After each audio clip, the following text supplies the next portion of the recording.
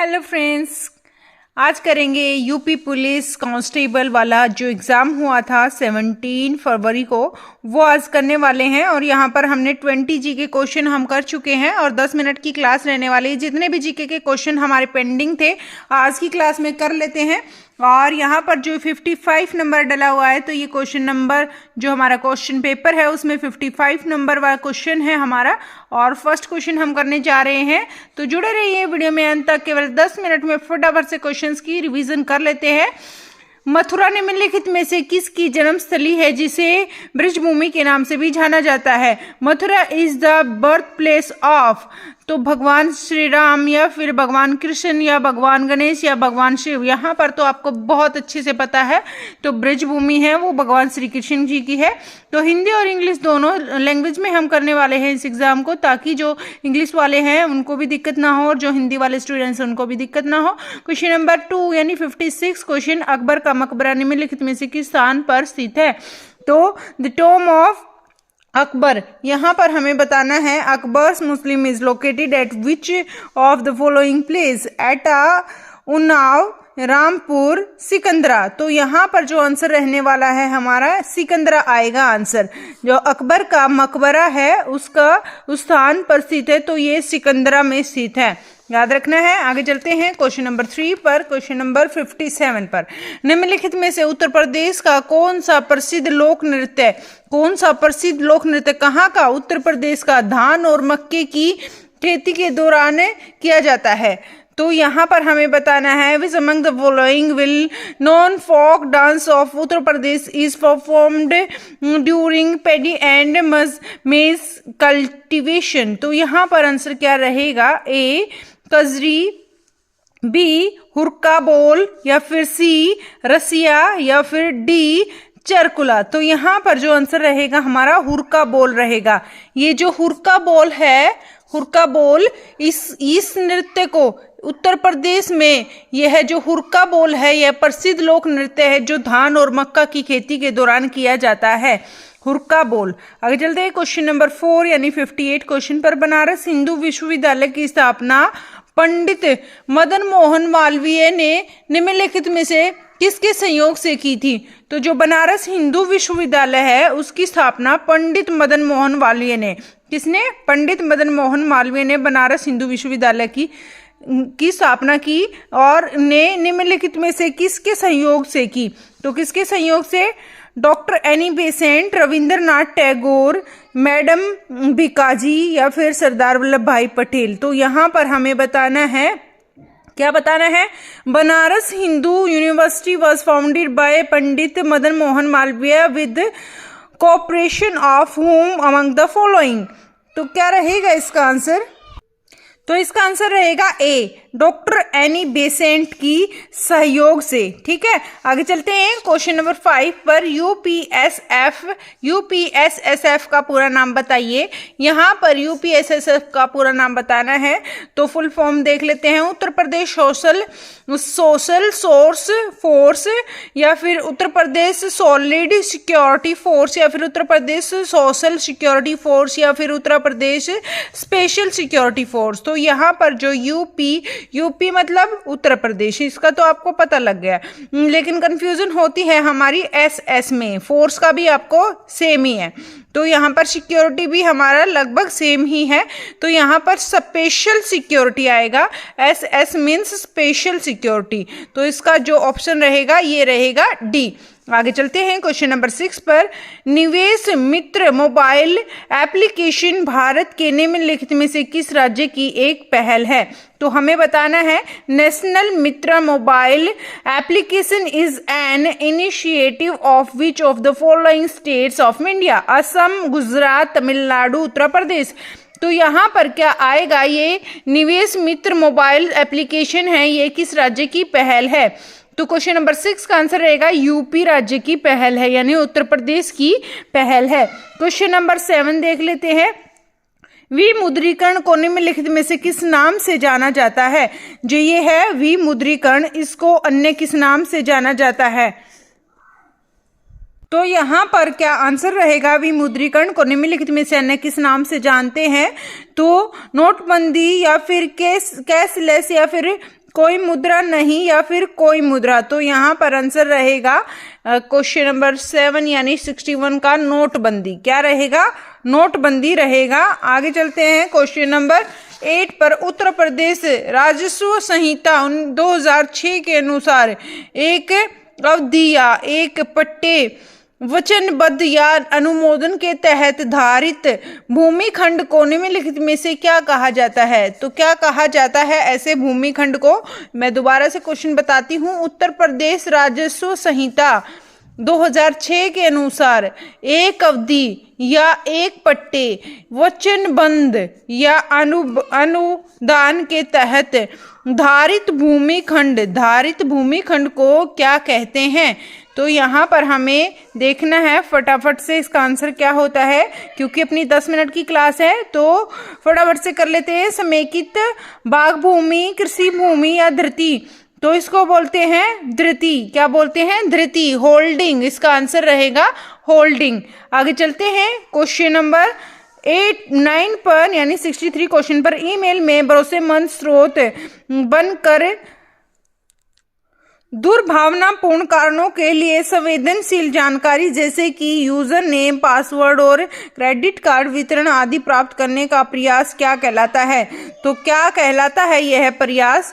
जब हम जो ईमेल यूज करते हैं, ईमेल में जब ये पूछे जाते हैं क्या password, user name, credit card, तो यह क्या होता है? सोर्सिंग होता है या फिर लोसिंग होता है या फिर चीटिंग होता है या फिर फिशिंग होता है?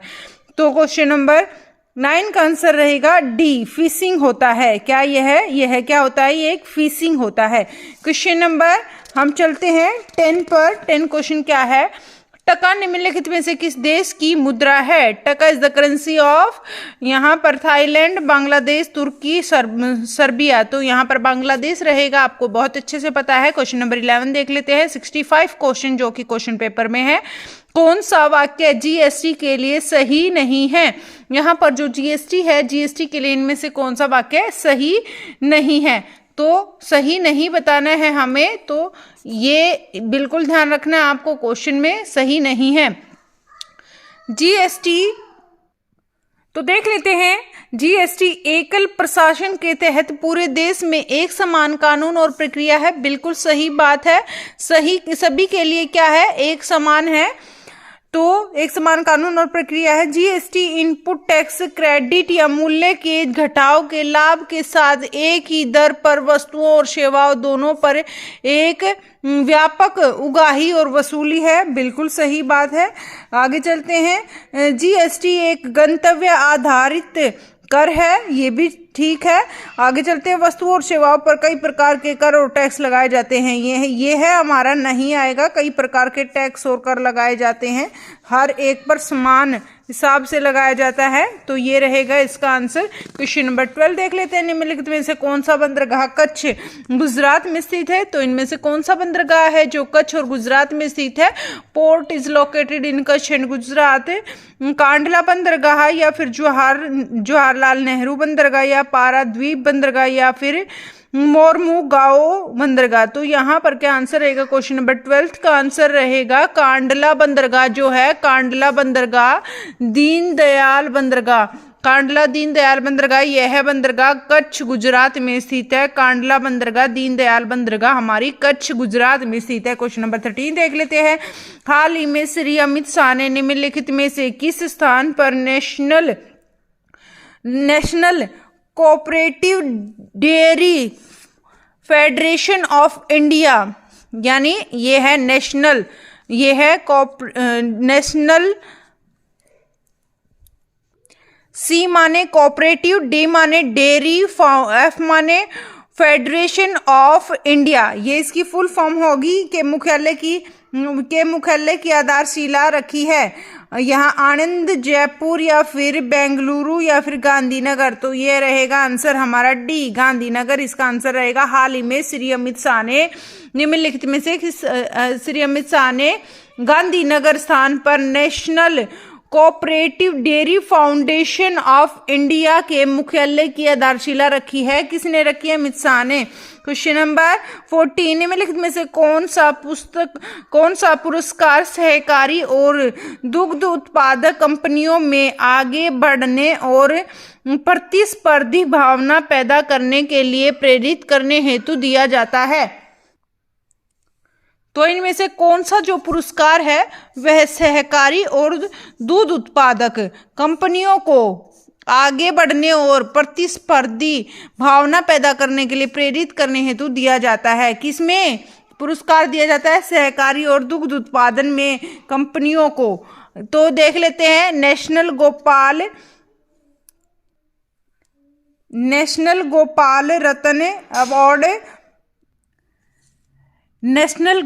रत्न अवार्ड या फिर ध्यानचंद अवार्ड या फिर अर्जुन अवार्ड या फिर यहाँ पर आएगा द्रोणाचार्य अवार्ड। तो क्या रहेगा आंसर इसका? ऐसा पुरस्कार बताइए जो सहकारी और दुग्ध उत्पादक कंपनियों को दिया जाता है। तो यह दिया जाता है नेशनल गोपाल रत्न अवार्ड।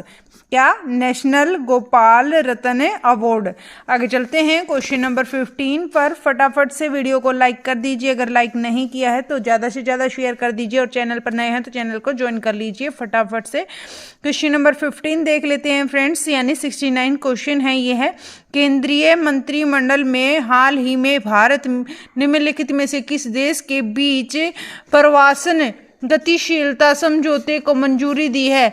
तो यूनियन जो कैबिनेट है, केंद्रीय मंत्रिमंडल है, ने हाल ही में भारत में निम्नलिखित में से किस देश के बीच प्रवासन यानी माइग्रेशन होना, इधर से उधर जाना, प्रवासन गतिशीलता समझौते को मंजूरी दी है? जर्मनी को, इटली को, श्रीलंका को या फिर नेपाल को? यहाँ पर आंसर रहेगा इटली को। बी आंसर रहेगा इटली। आगे चलते हैं क्वेश्चन नंबर 16 यानी 70 क्वेश्चन। हाल ही में भारतीय नौसेना का fast attack craft INS Kabra निम्नलिखित में से किस स्थान पर पहुंचा? तो किस स्थान पर पहुंचा? क्या भारतीय नौसेना का fast attack craft INS Kabra ये निम्नलिखित में से किस स्थान पर पहुंचा? A Colombo Sri Lanka, port of Jebel Ali UAE या फिर माले मालदीव या फिर डी मातरबारी बंदरगाह बांग्लादेश। तो यहाँ पर क्या आंसर रहेगा? क्वेश्चन नंबर 16 का आंसर रहेगा हमारा ए कोलंबो तो इसका आंसर रहेगा कोलंबो श्रीलंका।